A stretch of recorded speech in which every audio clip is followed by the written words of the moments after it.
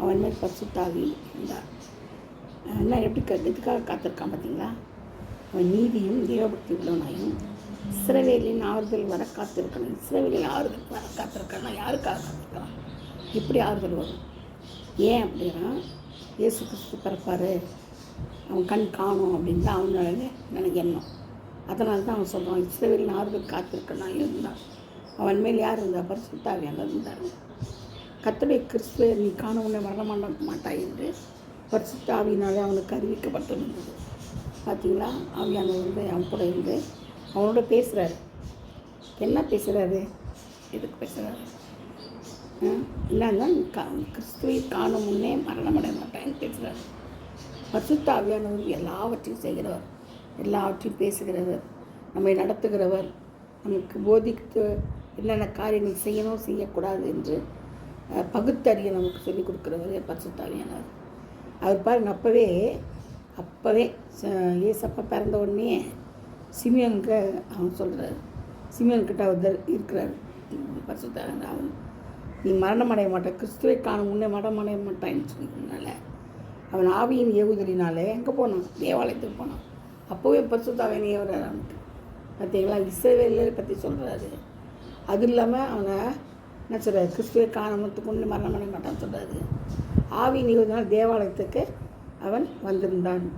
இயேசு என்னும் பிள்ளைக்காக நியாயபரமான முறையின்படி தாய் தகப்பனமாக அவரை கொண்டு வந்திருக்குது. அவன் அவரை தன் கைகளில் ஏந்தி கொண்டு தேவனை சோதனை. நமக்கு எல்லாருமே இது தெரியும், நம்மளுக்கு எல்லாருமே இந்த இது இல்லையா? அப்போ ஆண்டவரே இந்த வார்த்தையின்படி அடியேனை இப்பொழுது சமாதானத்தோடு போக விடுகிறேன். பாருங்கள், அவனுக்கு ஏற்கனவே ஆண்டவர் சொல்லியிருக்கிறார் இல்லையா? அதனால தான் அவன் இந்த மாதிரி ஜெபம் பண்ணுறான். இப்போ சமாதானத்தையும் நான் சாவேன், செத்தால பண்ணுவேன், சமாதானத்தோடு சாவேன். ஏன்னா என் கண்கள் என்ன செஞ்சிச்சு? இந்த லட்சியத்தை கண்டதுன்னு சொல்கிறாரு.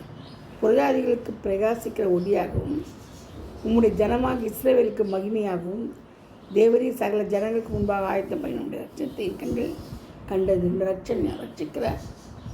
ரட்சிக்கிறவர் யார்? இயேசு கிறிஸ்து பிறந்தது அவன் சொல்கிறான். லட்சத்தின் கண்கள் கண்டது என்றான். அவரை குறித்து சொல்லப்பட்டவர்களுக்காக யோசேப்பும் அவருடைய தாயாரும் ஆச்சரியப்பட்டார்கள். பாருங்கள், பின்னும் சீமியோன் அவருடைய ஆசீர்வதித்து அவருடைய தாயாரை மரியாதை நோக்கி, அநேகருடைய சிந்தனைகள் வெளிப்படத்தக்கதாக இஸ்ரவேலில் அநேகர் விடுகிறதற்கும் எழுதுகிறதுக்கும் விரோதமாக பேசப்படும் அடையாளமாவதற்கும் இவர் நியமிக்கப்பட்டிருக்கிறார். யார் நியமிக்கப்பட்டதுன்னு சொல்கிறாரு? தீர்க்க தரிசனமாக சொல்கிறாரு. யார்கிட்ட? அவங்க பேரண்ட்ஸ்கிட்ட. இஸ்ரவேலில் அநேகர் விடுகிறதற்கும் எழுந்துக்கிறதுக்கும் விரோதமாக பேசப்படும் அடையாளமாவதற்கும் இவர் நியமிக்கப்பட்டிருக்கிறார். உன் ஆத்துமாவே ஒரு பட்டை உருவி போகும்னு சொல்கிறாரு.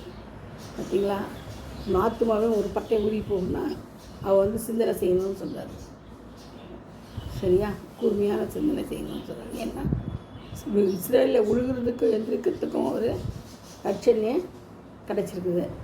அவருக்கு தரிசனம் சொல்லியிருக்கிறார். அப்போ பாருங்கள், சிமியோனை கொண்டு ஆண்டவர் வந்து பேசுகிறார். தேவாலயத்திலே பேசுகிறார். பேரண்ட்ஸ் முன்னாடி அவங்க பேரண்ட்ஸ் வந்து முழிக்கிறாங்க, என்னடா இது ஒன்றும் புரியலையே அப்படின்னு.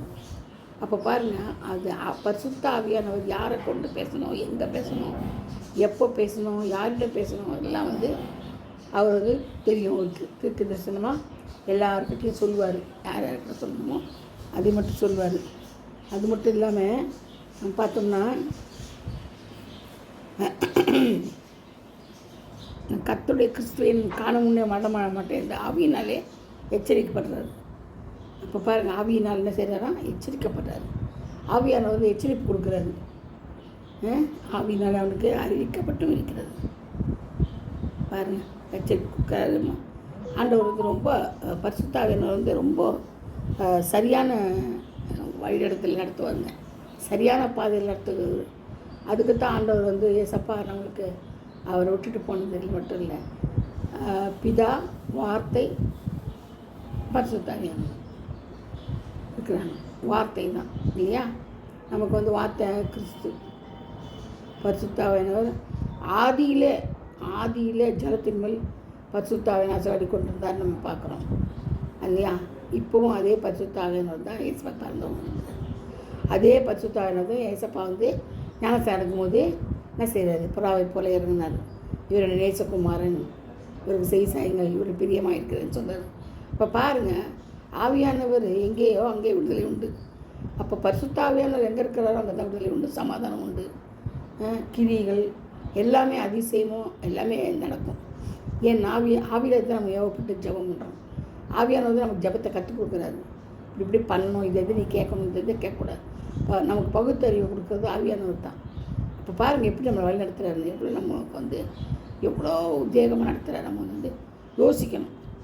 அதை யோசிச்சு தான் நம்ம நடக்க முடியும். சரிங்களா? அதே மாதிரி யோவான் பார்த்திங்கன்னா, யோவானில்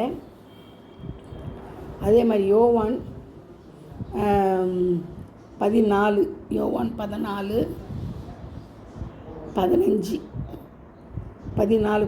பார்த்திங்கன்னா, நீங்கள் இடத்துல அன்பாக இருந்தால் கற்பனைகளை கை கொள்ளுங்கள்ன்றார். நம்மளுக்கு அன்பாக இருந்தாலுமே செய்யணுமா, கற்பனைகளை கை கொள்ளணுமா. நீங்கள் இடத்துல அன்பாக இருந்தால் என் கற்பனைகளை கை கொள்ளுங்கள். பார்த்தீங்களா? அது மட்டும் சொல்லலை, அவர் 14 கூட சொல்கிறாரு, என் நாமத்தினால் நீங்கள் இதை கேட்டால் அதை நான் செய்வேன் சொல்கிறார். அது மட்டும் இல்லாமல் 16 நான் பிதாவை வேண்டிக் கொள்வேன், அப்பொழுது என்றைக்கும் எங்களுடனே கூட இருக்கும்படிக்கு சத்திய ஆவியாகி வேறொரு தேற்றவாளனை அவர் உங்களுக்கு தந்தருவார். உலகம் அந்த சத்திய ஆவியானவரை காணாமலும் அறியாமலும் இருக்கிறபடியால் அவரை பெற்றுக்கொள்ள மாட்டாது. அவர் உங்களுடனே வாசம் பண்ணி உங்களுக்குள்ளே இருப்பதால் அவரை நீங்கள் அறிவீர்கள். பார்த்தீங்களா? யார் அது தேற்றவாளன்? பரிசுத்த ஆவியானவர் தான் நம்மளுடைய தேற்றவாளன். அவர் தான் நமக்கு விட்டுட்டு போகிறாரு. சத்திய ஆவியானவரை அவங்க என்ன பண்ணாங்களாம், காண மாட்டுறாங்களாம், அவங்களால பெற்றுக்கொள்ள முடியாது. நம்ம விசாரிக்கல, அவங்க ஆவியானவர் விசாரிக்கிறதுனால அவங்க பெற்றுக்கொள்ள முடியாது. நான் உங்களை திக்கச்சொல்ல விடேன், உங்களிடத்தில் வருவேன். பார்த்தீங்களா?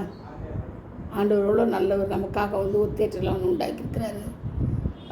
அந்த பரிசுத்த நமக்காக ஒரு கைட்னஸ், நம்மளை வழிநடத்துகிறது, நமக்காக பரிந்து பேசுகிறாரு. நமக்காக பரிந்து பேசுகிறார். ஜபத்தில் நம்ம ஜபம் பண்ணும்போது நமக்காக பரிந்து பேசுகிற ஒரு ஆவியானவர். அவர் நமக்காக பரிந்து பேசுகிற தேவன்.